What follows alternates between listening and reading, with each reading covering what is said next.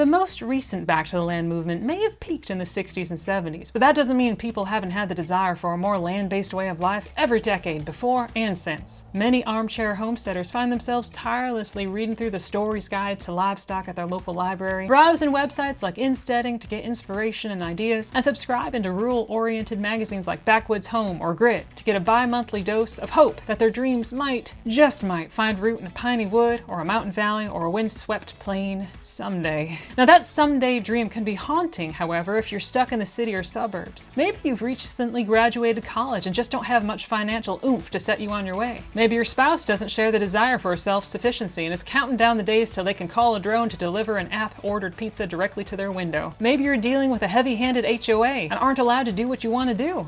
Or you have no idea if you could actually do it and you doubt yourself. Listen, many of us have been there. My best advice? Start practicing homesteading where you are, wherever you are, whether you have land or not. Though some skills can only be honed when you have the animals or space to do it, there are several others that you can pick up here and now, equipping you with knowledge, experience, and perhaps, most importantly, much needed encouragement. Many of the skills or ideas can be implemented in the home or backyard, even if you're renting land or have to deal with HOA restrictions. So with all that said, here are 8 skills you might be able to practice for homesteading while living in a city or in the suburbs.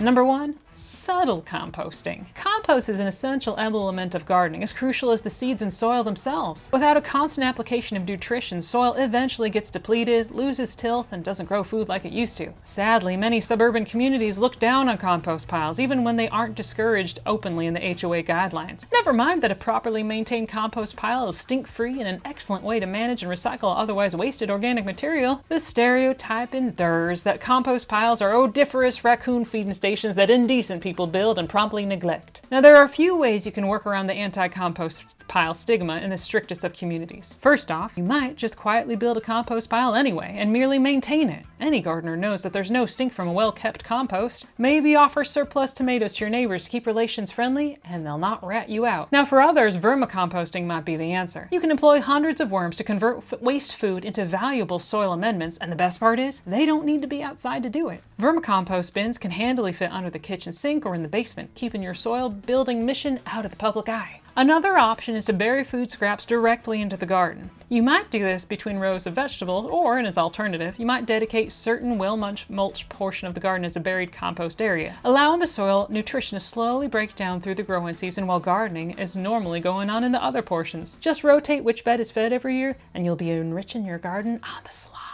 Number 2, using a wood stove. I know this one is impossible if you're renting, but it's a worthy project for anybody who owns their own home and wants to take their DIY skills to a new level. Installing and using a wood stove gives you a whole new body of experience. With a wood stove, you'll have to learn how to acquire, cut, and season your own firewood. You'll have to understand how to maintain the chimney for creosote-free burning. You'll have an off-grid source of heat in the event of a power outage. You'll have a cooking surface powered by wood rather than purchase electricity or gas. And best of all, you'll have the warmest of cheery orange glows to fill the house with comfort and take the chill out of the winter air. Check out our earlier article on metal wood stoves for more information and the care and keeping of this fireplace in a box. We'll put the link in the description box below. Now, when I lived in the city, I'm sure my out-of-place wood stove caused my neighbors to raise a set of "what a weirdo" eyebrows. But what it did also do was to give us a huge tool in practicing self-sufficiency and off-grid living. And it helped me feel like we were getting closer to our homestead dream. Number 3, straw bale gardening. This is a great way to get started gardening without making a lasting impact on your current backyard. If you're renting or hoping to sell your urban home once you make the big move, this can help preserve the backyard and allow it to easily regress back to a normal backyard for whoever owns it after you've moved. Now, the basic premise is to use rotten straw bales as a relatively instant raised bed. Straw bales are cheap to buy and easy to move. To make a straw bale garden, first arrange the bales in the shape of the garden you want. Then soak them through with water and add some bacteria-rich manure tea to get them cooking and rotten. If you have no manure on hand, you can easily find farms that are giving away the stuff with a little bit of Craigslist hunting and well-placed phone calls. Once the bales have been prepared, a good chore to do in the winter before the spring planting, and capped off with topsoil, they'll be ready to plant. Your raised garden will be instantly mulched, and if well watered, less prone to drought with all that helpful soggy straw holding the moisture close. And best of all, after gardening season is done, the straw bales can be taken apart and used as mulch that can easily disappear. For more information, we have an earlier article on straw bale gardening in the description box below. Number 4, saving seeds. Once upon a time, seeds were passed from person to person along family lines, carefully grown and saved. But once seed companies were founded around the 1800s, folks stopped saving family seeds and started ordering them instead. Within the span of a few generations, the all-important practice of growing and saving seeds for the next planting season was abandoned and forgotten. Some heirloom strains have gotten very, very rare, or have been lost entirely. But that's thankfully not the end of the story. The ability to save seeds from your own plants is still there, waiting for you to learn how and pick up the tradition again. Now, saving seeds is multifaceted in benefits. Number 1, it thriftily saves you from a yearly purchase. 2, if practiced over the course of many years, it creates plants that are specifically suited to your climate and growing zone, which makes for much hardier plants. And 3, it allows the bulge plant grower to begin creating their own heirloom strains through careful selection and pollination. Even if you only have a few potted tomatoes in a window box, you can harvest the seeds. Having those little hand-labeled envelopes waiting in your shelf or in your freezer for the next spring, it's a wonderful feeling. Now, if you don't know where to begin, there are ample resources online, from articles that we've written previously here on Homesteading to a whole world of seed-saving compatriots and helpful people with organizations like Seed Savers Exchange. You might have a free seed library at your local library. Check out this link here that we put in the description box below to see if your library also has free seeds. Number 5, keep pigeons. Now, if you live in the city, you may be under the same chicken restriction I was during my urban days. Chickens were only allowed if housing was 50 feet away from any residential building, yet somehow bark all night dogs were also allowed? I never got that. As anyone in city housing understands, your neighbors may be only 20 feet away in any direction. So are you supposed to throw away your dreams of raising meat, tending your flock, and enjoying the beauty of domesticated birds? Not if you switch species, perhaps. Though it may surprise you to learn, pigeons are a serviceable livestock replacement for those stuck in the city. Pigeon care is almost exactly the same as chicken care, and very easy for the novice to pick up. These birds have been domesticated for at least 5,000 years, and absolutely thrive in the cliff-like environment humans have created in their cities. Furthermore, they quite literally fly under the radar. Nobody who sees a flock of pigeons would really notice them as any different from any other urban bird winging through the sky. Now, with pigeons, you have a source of high nitrogen manure and a source of meat straight from your postage stamp of backyard. And before you scoff at the sound of pigeon meat as some sort of post-apocalyptic survival fare, you need to know that it's technically referred to as squab and is prized on the menus of the fanciest restaurants around.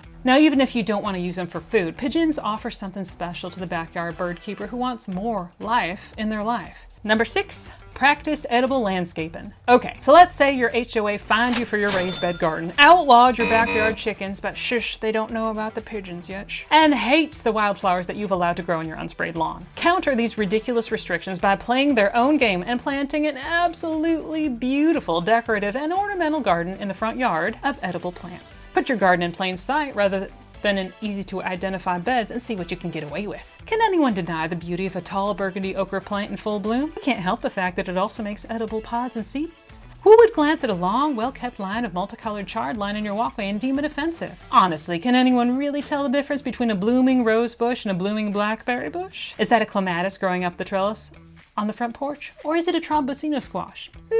You decide. Number 7, food preservation. Someone living in the smallest apartment can boil water, put mason jars on the shelf, and set up a drying rack. And if you can boil water, put mason jars on a shelf, and set up a drying rack, you can preserve your own food through canning, drying, or fermenting. If you can't grow your own garden at the moment, you can still acquire large amounts of preservable produce by signing up for a CSA, working in a community garden, or foraging for food along city boulevards. You'd honestly be shocked by how many mulberries and apples fall unwanted on urban sidewalks. Additionally, most vendors at farmers markets can put together a bushel basket for you if you want a peck of cucumbers for pickles, green beans for diddly beans, or peaches for preserves. You usually just need to call ahead and ask the week before. Finally, hunt around in your city or town to see if there's a salvage grocery store in the area. These scratch and dent stores often offer picture-imperfect produce that is perfectly delicious, just not wanted by local grocery stores because it doesn't look good enough. As such, you can often buy large amounts of ready-to-ferment cabbage or other vegetables for far cheaper than the prices in the, quote, real stores. Number 8, find a rural mentor. When I was in my early 20s, I had the chance to visit and, well, help at a La Mancha farm and dairy. Now, I put that word help in air quotes because I'm confident that though I was happy to do anything to assist, my inexperience was far more hindrance than help. Nevertheless, the husband and wife that ran the dairy let me watch their goats give birth, showed me how they made and packaged fresh Chev cheese to sell at the local grocery stores, and gave me all that close to expiring extra cheese I could possibly want. The experience was transformative. It proved to me that I wanted the sort of life they live.